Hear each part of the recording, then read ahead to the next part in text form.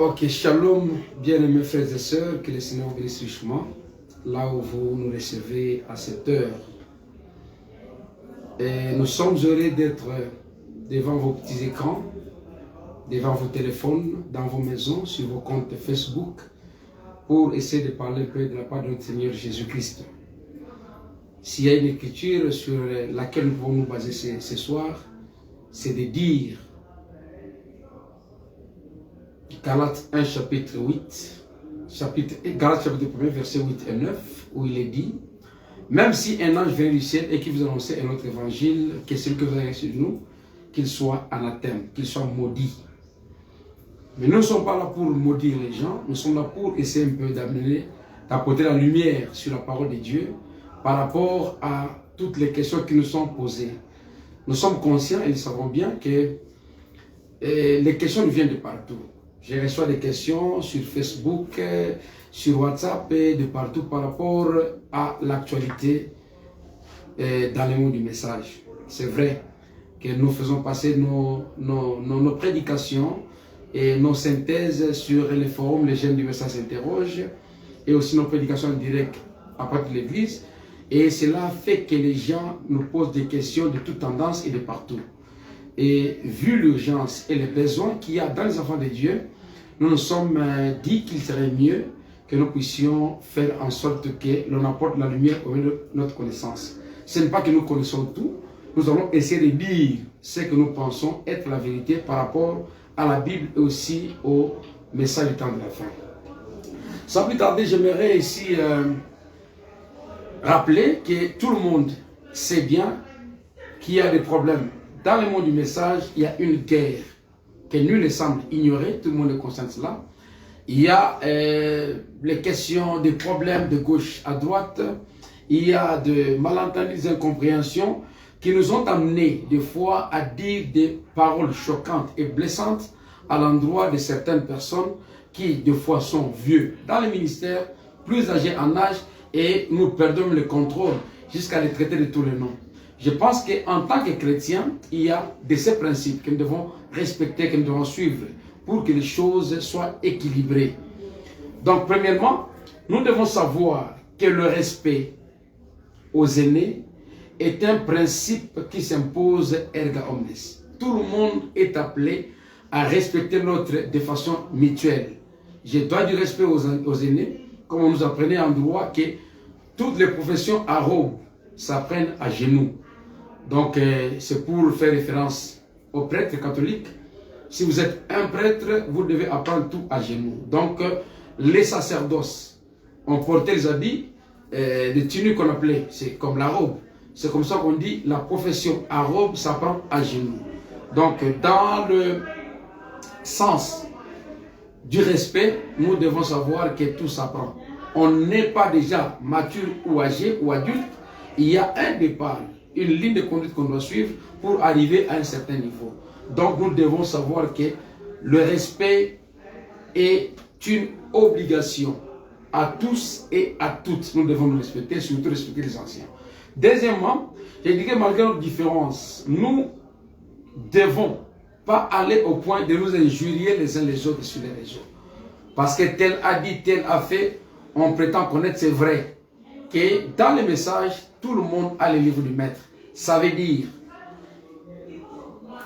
ce que je prêche, ce que l'autre prêche, ce que l'autre lit, nous sommes en train de nous compléter les uns les autres. Alors, si jamais il arrive à quelqu'un de broncher, il ne peut pas faire objet des injures ou des attaques. D'ailleurs, le frère Branham dit, dans ses rangées du côté de Jésus, il dit, votre frère est déjà haï par le monde. Au lieu de l'enfoncer encore dans le trou, prêtez-lui la main, essayez de le relever. Ça veut dire quoi? Il dit, quelqu'un qui est déjà blessé, au lieu d'amener une aiguille pour mettre dans sa plaie et faire du mal un peu plus à la personne, mieux serait pour vous de lui apporter les remèdes pour bander sa plaie.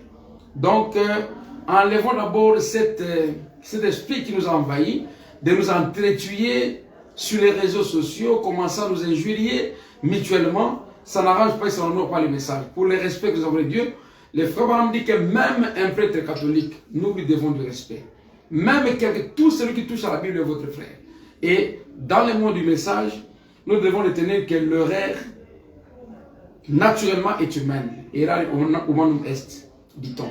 L'horaire est humaine. Il peut arriver de broncher, il peut arriver alors de broncher. Tout le monde est victime et sujet à des erreurs. Alors, quand on commet une erreur, la meilleure façon, ce n'est pas d'aller se justifier, mais la bonne manière pour réparer les erreurs, c'est de venir demander pardon. Comme je disais tantôt, un simple pardon, un mot à 4 ou 6 lettres, suffit pour que le feu soit atténué. Quelqu'un qui dit pardon atténue les faits. Comme il est dit, une réponse douce calme la fureur, comme nous l'enseigne la Bible.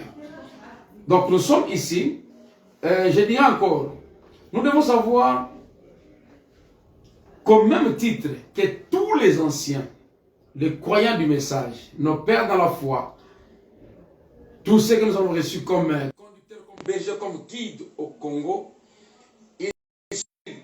ils font notre force, nous les jeunes qui venons. Alors si on doit commencer à les injurier, à parler mal d'eux en public, c'est comme déshabiller son père en public, je crois que ce n'est pas du tout correct. Nous leur devons du respect et nous devons savoir que la marche qu'ils ont effectuée, les exploits et tout ce qu'ils ont rendu comme tâche pour la gloire de l'évangile, personne d'entre nous n'est arrivé à ce stade. Alors, nous devons chercher à comprendre certaines choses. Je sais que ça peut ne pas être accepté de tous, mais le pasteur Lifoko du ciel, qui fait sujet à la une de l'actualité sur les réseaux, pour moi, c'est quelqu'un qui a fait la fierté du message et qui continue à faire la fierté du message. Pendant que nous dormons, nous, le prédicateur, lui continue à prêcher dans la chanson. Dans des maisons, il traverse le continent. Pendant que lui-même est absent ailleurs, mais il est présent partout en même temps. Sans être omniprésent, mais il est là. En train de voir, il dort chez lui, mais le travail déjà abattu fait que le message soit prêché. Donc, pour une telle personne, nous lui devons du respect à l'extrême. Et le pasteur Baruch de l'autre côté, c'est quelqu'un qui fait notre fierté. Parce que chaque fois qu'il y a campagne et que les malades sont guéris, on ne dit pas que c'est Baruch qui a guéri, on dit que c'est Dieu qui a guéri. On dit que c'est le message qui est venu. Il a su montrer de quoi il était capable en faisant le tour de 24 communes dans la ville de Kinshasa pour essayer de montrer aux gens combien vrai était le message. Pendant que ce temps-là, les gens disaient que le message était un club de féticheurs, que l'aigle là s'envolait, qu'il y avait des histoires qu'on fomentait autour du message. Et les gens croyaient que nous, du message, on faisait la magie et que tout ce qu'on faisait n'avait rien à voir avec l'évangile. Mais avec cet homme de Dieu, il est allé, il est descendu, même chez les dénominationnels, pour leur montrer que le message était vrai. Et aujourd'hui, ils font notre fierté parce qu'ils ont élevé si haut les drapeaux du message. Et moi, j'appelle les frères du Foko comme notre trait d'union. Passez-moi l'expression, je ne le dis pas parce que je voudrais, je ne sais pas, inventer comme les gens en ont l'habitude. Mais lui, le pasteur du Foko, si je l'appelle trait d'union, c'est parce que c'est quelqu'un qui nous met ensemble.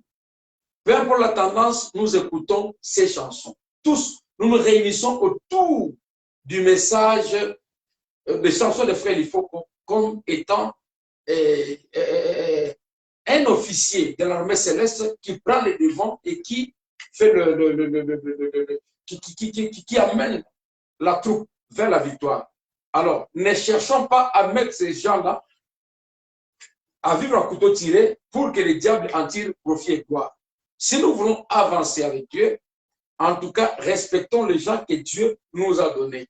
Parce que ce sont des généraux, ce sont des vertébrés, ce sont des hommes forts dans le monde du message qui prennent les devants pour essayer d'amener le message un peu plus haut et plus loin. Si jamais il arrivait que l'une ou l'autre personne trébuche, ce n'est pas à nous de les juger. Parce que la parole de Dieu dit, Saoul était tombé, mais jusqu'à la fin du contraire, il n'avait jamais cessé d'être appelé un oint de l'Éternel. Les erreurs des enfants de servir Dieu, c'est à Dieu de les juger. Et surtout que ce n'est pas une matière à créer des divergences, des injures et des choses de ce genre. Je voudrais par là lire les frères Branham pour montrer pourquoi je dis que ce sont des officiers qui sont au front. Et d'ailleurs, comme parenthèse, le frère Branham dit, j'aimerais trouver mon frère sur les champs, en train de commettre les erreurs que d'être un critiqueur. Ils sont sur les champs, en train de défendre le message. Le pasteur Barouti, le pasteur Lifoko, comme tous les restes, ils défendent le message, ils font la fierté, ils font l'honneur du message. Mais qu'est-ce que nous faisons en retour? Au lieu de les soutenir, de prier pour eux, nous avons créé des camps pour essayer de nous combattre les uns les autres. Et là, ça profite au diable. Au lieu que les diables soient mis à genoux, c'est nous qui sommes mis à genoux. Comment? Parce que notre armée est divisée. Et une armée divisée s'affaiblit. Alors, je voudrais dire, les frères Branham, dans la prédication, c'est revêtir de toutes les armes de Dieu. Paragraphe 119, il dit ceci. Dieu présente son armée sous forme de 5 offices, donc 5 ministères. D'abord les apôtres, le prophète, le docteur, le pasteur, les évangélistes. Voilà son armée. Ce sont là les soldats. Voilà ses commandants. Tous ayant le baptême du Saint-Esprit, ils attendent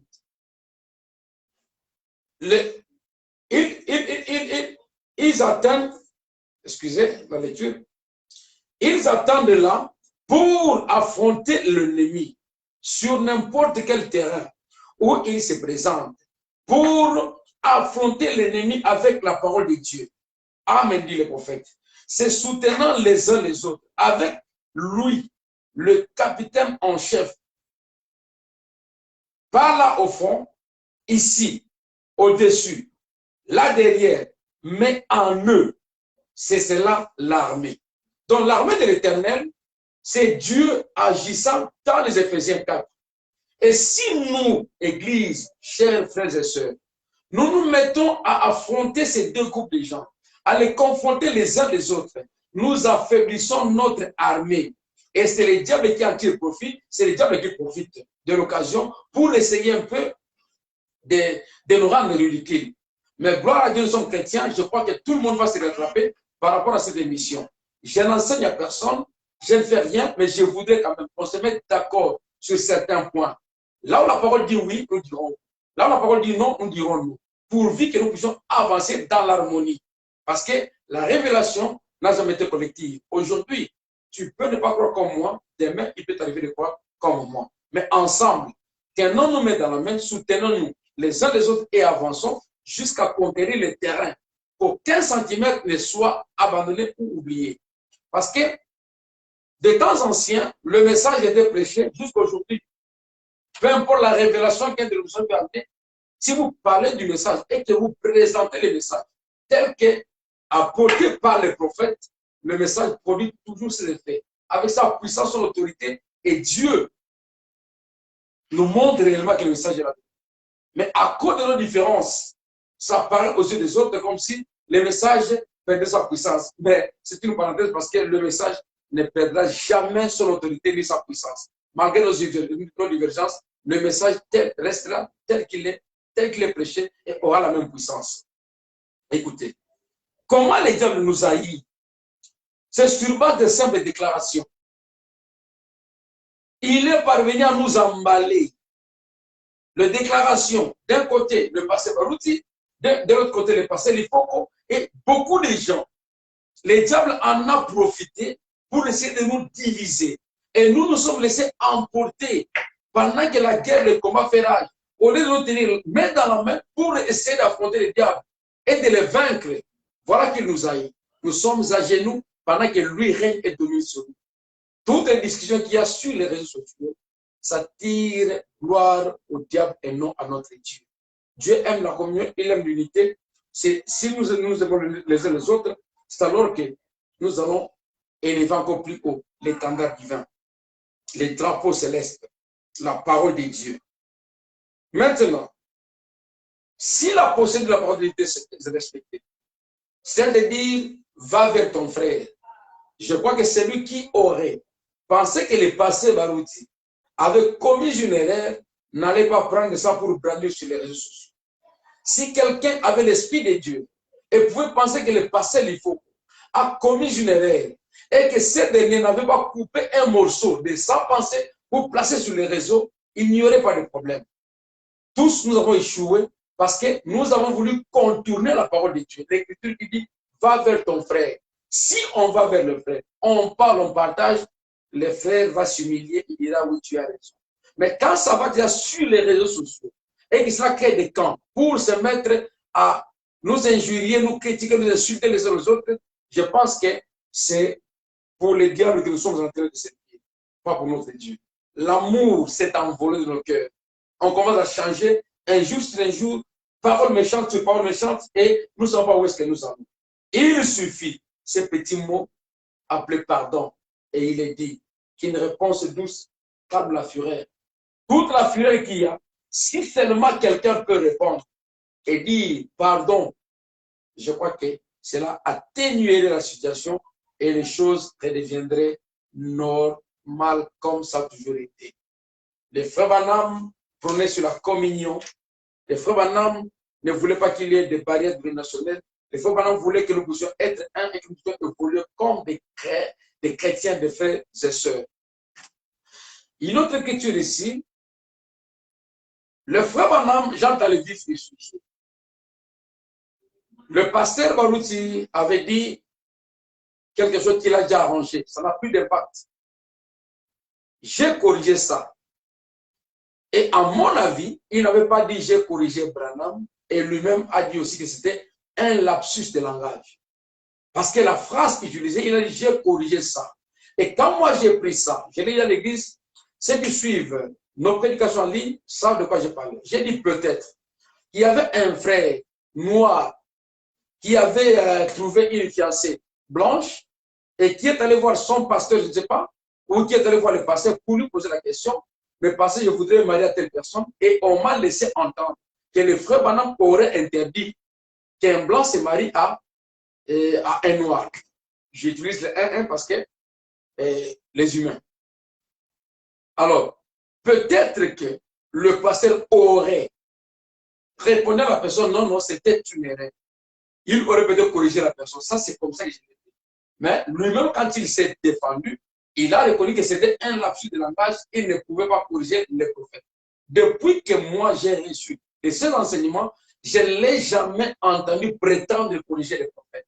Et les gens savent que, loin de lui, la pensée de corriger les prophètes. Mais comme nous avons déjà quelque chose dans nos cœurs, quelque chose de prémédité, quelque chose qui nous pousse à haïr la personne. Excusez-moi si vous ne l'haïssez pas, je ne m'adresse pas à tout le monde. Je parle de gens qui veulent haïr. Tout comme le passé, il faut qu'il y ait des gens qui veulent haïr inutilement. Si cette semence-là de haine prend déjà la place dans votre cœur et vous pousse à les haïr, entre déjà prendre la place dans votre cœur, tout ce que la personne fera, pour vous, ça sera une erreur. Et vous allez le vilipender la personne, critiquer la personne, la traiter de tous les noms. C'est un esprit qui n'est pas bon pour nous les chrétiens. Alors, le frère Branham lui-même, en tant que mortel, les gens disent qu'il est incorrigible. Excusez-moi, mes frères, ça sera encore mal reçu. Le frère Branham n'est pas incorrigible. Le message est incorrigible, mais le frère Branham est corrigible. Parce que le message est Dieu, mais Branham n'est pas Dieu. Le message apporté par William Branham est incorrigible. Mais il y a des points où le frère Branham lui-même dit, dans la prédication ordre de l'Église, du 26 décembre 63, paragraphe 7, il dit ceci. Et je m'attends à ce que vous, frères, si à n'importe quel moment, vous me voyez m'éloigner de l'Écriture, vous veniez vers moi en privé et me disiez où j'ai tort. Peu m'importe que vous soyez l'un des habitateurs ou le point de suspension, ou qui que vous soyez, concierge, qui que vous soyez, il est de votre devoir envers moi, en tant que frère en Christ, de me dire quand j'ai tort selon les Écritures.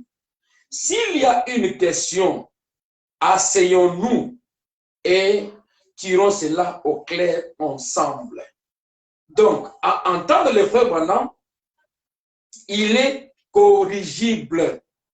Il reconnaît que s'il y a une erreur qui proviendrait de lui, vous pensez que l'Écriture a dit autre chose et que lui a dit autre chose, voyez les prophètes parler ensemble. Il ne dit pas aller dans les réseaux sociaux, sur les réseaux sociaux. Il dit, voyez-moi en privé. C'est ce qui devait être appliqué à tout le monde parce que la parole de Dieu est transcendante. Elle produit les mêmes effets de génération en génération. Et de la même manière que Dieu a sauvé la première personne, c'est de la même manière qu'il sauvera la dernière personne. Il n'y a pas deux moyens pour le salut. Il n'y a pas deux dieux, il n'y a pas deux solutions. Nous reposons sur les Écritures. Et quand la Bible parle, tout le monde se tait parce que c'est Dieu qui parle. Je continue, il dit ceci.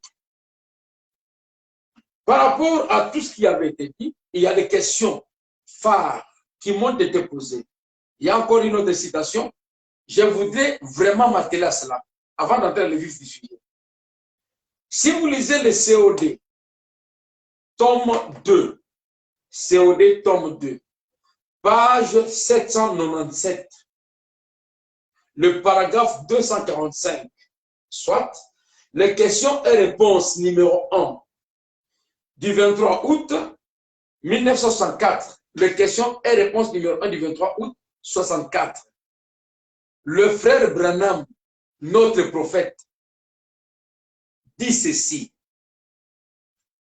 Non, messieurs, ne mettez pas votre propre point de suspension.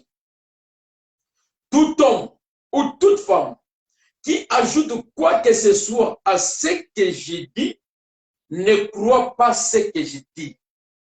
Ça, c'est le socle, les rochers, les bassins de la foi du message selon moi. Si vous ajoutez à ce que Branham dit, vous ne croyez pas ce que Branham dit. Quand on parle de la correction, les gens prennent une phrase qui était prononcée par erreur. Mais laissez-moi vous dire que nous sommes nombreux à corriger les prophètes. Si on pose la question au prophète, es-tu le Messie? Il dit, je ne suis pas le Messie. Mais quelqu'un vient, il dit que le frère est le Messie. Vous corrigez ce qu'il a dit. Et il dit que si vous ne dites pas ce qu'il lui a dit, vous ne croyez pas ce qu'il a dit. Quelqu'un d'autre vient, il dit, Branham est Dieu. Le même, on lui pose la question, il dit, je ne suis pas Dieu. Mais vous le corrigez. Quelqu'un d'autre vient, il dit, Branham est parent rédempteur. Le même dit qu'il n'est pas parent rédempteur, c'est le Seigneur Jésus-Christ, dans le message. Mais vous le corrigez. Quelqu'un d'autre vient dire, le frère Branham, c'est la parole incarnée. Bien que ça fait partie des questions ici. Mais on a posé la question, est-ce que tu es Jésus qui s'est incarné? Il dit, non, non, non, non. Je ne suis pas Jésus qui s'est incarné. Toutes ces réponses-là, quand vous donnez une version contraire à ce que Branham a dit, vous ne croyez pas le message. Vous corrigez les prophètes, vous ne croyez pas le message. Le message ne peut pas faire objet d'une quelconque interprétation.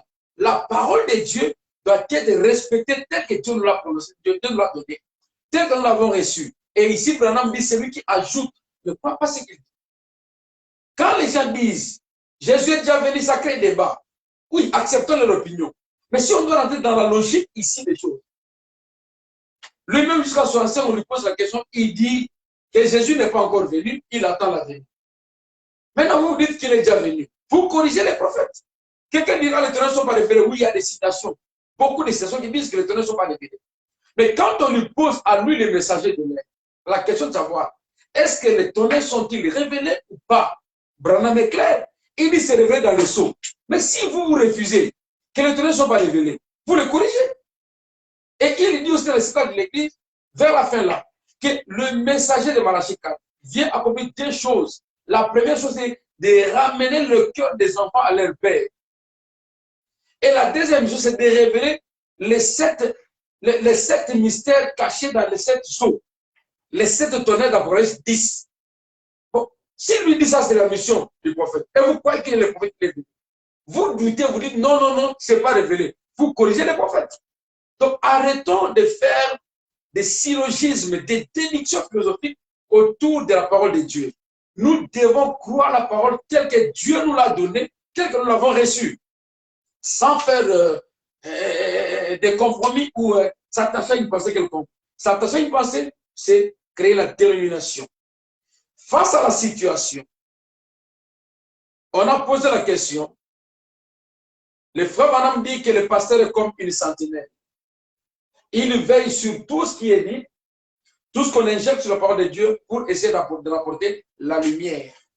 J'apporte la lumière par rapport aux écritures que moi je lis, par rapport à ce que je comprends. Je suis fautif, comme j'ai dit, l'erreur est humaine. Je vais faire de mieux pour ne pas tomber dans ces erreurs-là. La première question était de savoir ici, est-ce que le mariage interracial est spirituel? Est-ce qu'on peut corriger le prophète? Est-ce que le prophète croyait que l'homme noir était inférieur à l'homme blanc?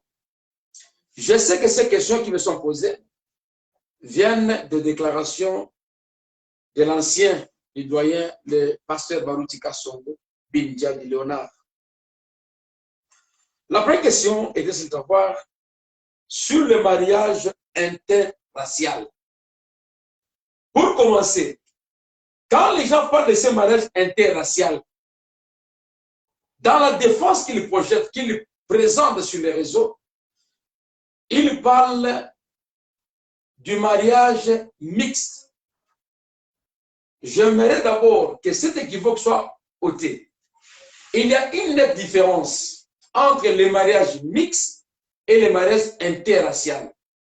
Le mariage interracial, c'est le mariage entre noir et blanc ou de couleurs différentes.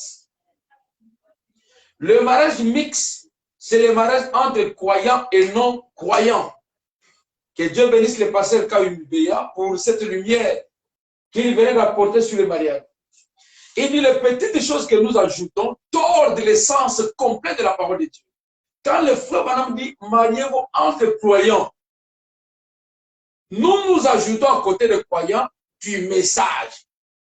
Les termes du message, c'est un ajout que le frère Branham n'a pas dit. Marions-nous entre les croyants. Il n'a pas dit du message. C'est vrai que nous conseillons aux enfants, ça c'est nous, à nos brebis, de se marier entre les croyants du message pour éviter qu'il y ait contradiction dans l'élévation, dans l'éducation des enfants, l'éducation chrétienne. Tu dis que Jésus est Dieu, la femme dit que Jésus n'est pas Dieu. Tu dis que Jésus est Dieu, la femme dit que Branham est Dieu. Parce qu'il y a eu contradiction et incohésion, incohérence dans la compréhension des parents. Et ça peut avoir de l'influence sur les enfants. Et un enfant qui est éveillé dira, oh, il y a contradiction entre papa et maman, donc moi je recule, je rentre dans le monde. Pour éviter ces choses-là, c'est comme ça que nous essayons de donner conseil pour que vos maisons, vous, nos brebis, ne deviennent pas nos bureaux où on va trancher les problèmes chaque jour. Tu vas prendre un païen que tu amènes à l'église pour qu'on te le baptise. C'est un problème que tu amènes à côté de toi. Alors, nous voulons quand même que le chrétien se marie entre chrétiens. Parce qu'il y a des gens qui font nos églises du message, mais qui divorcent. Une femme mariée vierge, mais après une année, 2 ans, divorce avec son mari. Qu'est-ce qu'il y a eu? Une incompréhension. Donc, l'élément essentiel dans le mariage, il faut plutôt chercher une personne qui a le Saint-Esprit, une personne qui donne un consentement sans penser à un autre mari, à une autre femme ou à quelqu'un d'autre ailleurs, qui ne pense qu'à vous et à vous seul. C'est pourquoi les faux parents nous conseillent de prier sur l'électricement. Je reviendrai sur ça. Le mariage interracial, là où le pasteur Baruti a dit qu'à l'époque, le frère Branham croyait que l'homme blanc était supérieur à l'homme noir. Et les gens en font un problème. Cela est vérifiable.